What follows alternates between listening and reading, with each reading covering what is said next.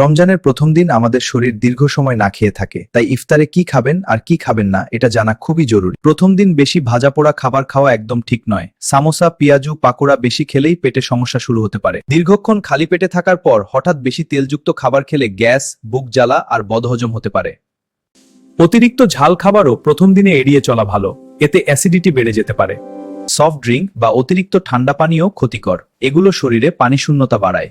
তার বদলে পানি বা লেবুর শরবত খাওয়া বেশি উপকারী। অতিরিক্ত মিষ্টি খাবারও এড়িয়ে চলুন। জিলাপি বা ভারী ডেজার্ট বেশি খেলে হঠাৎ সুগার লেভেল বেড়ে যায়। বেশি ভারী খাবার খেলে শরীর অলস হয়ে যায়, তারাবির নামাজেও কষ্ট হতে পারে। দ্রুত বেশি খাওয়ার অভ্যাস প্রথম দিন এড়িয়ে চলুন। ধীরে ধীরে অল্প অল্প করে খান। খেজুর, ফল, পানি আর হালকা স্যুপ দিয়ে ইফতার শুরু করাই সবচেয়ে ভালো। সুষম খাবার শরীরকে ধীরে ধীরে শক্তি ফিরিয়ে দেয়।